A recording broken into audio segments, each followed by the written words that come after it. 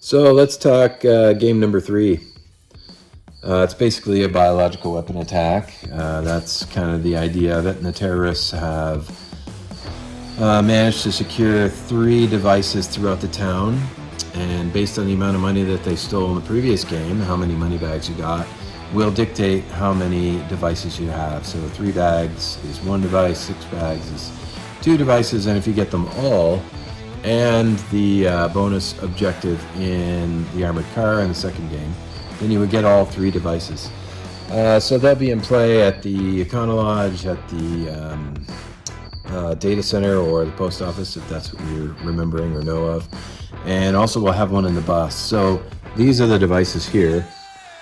This is basically a smoke machine rigged up in this box, and it'll be locked up, basically a word lock on it instead of a numerical code. You would then open the box, it'll be screwed to the wall or something, and then you basically push the button, and that'll set it off. So it'll continue to run. You push it once and it'll run the entirety of the game. Every 45 seconds it goes off for 15 and fills the room with fog. Depending on how windy it is, it'll be reasonably obvious which buildings have them going off in and which don't. At that point, once they've been set off, those buildings will be off limits. Going in is not what we'd recommend because it's supposed to be poison. So we're not going to play in those buildings anymore. So that may be strategic, it may not, just depends on what you want to do with that information as the terrorists come across the field. The counterterrorism unit is there to defend the 3 boxes, or if they have the codes already, to defend the 3 locations and prevent them from going off. Every one that goes off is 2 points, and then, if 3 go off, that's the end of the game. You're thinking of it from the game point of view, and we thought, well, let's make it a little more interesting, so you have to watch your back a little bit.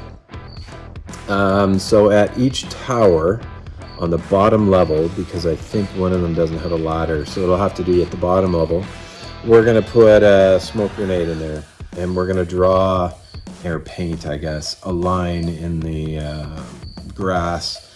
Let's say gas station side. You would come across all the way up through behind the train and get on the speedball side and that tower bottom, and get the smoke grenade, pop it, and throw it beyond the line.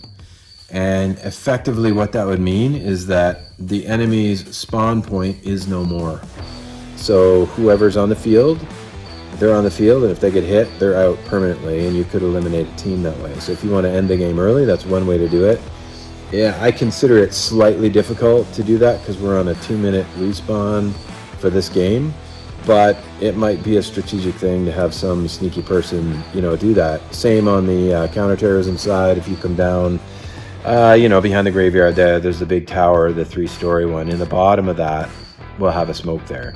And if you pop the smoke and get hit, you're just going to drop the smoke. If you don't throw it far enough, that's on you.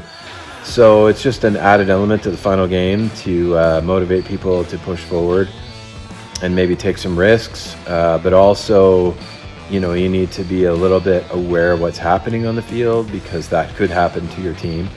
And we'll figure out a way to make sure everyone knows. I mean, your team will have to communicate. I think at that point, anyone who is eliminated from the game could, say that this is happening. Hopefully the ref can yell loud enough or whatever.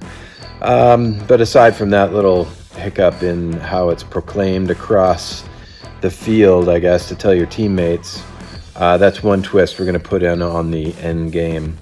And so once this 3rd game is over, we'll take a major break, and then we're going to switch sides, and the terrorists become counter-terrorists, and the terrorists then, get to run the other side. Same with the other team. So all in all, it'll be we've timed it out so that it's roughly 2.5 hours to run one sequence. With the briefings, that'll be reasonably accurate, just kind of telling you all of what I'm telling you right now. A lot of people who see these videos would be slightly prepared coming in. Aside from that, that's all the info there is to give. So we'll see you on the field.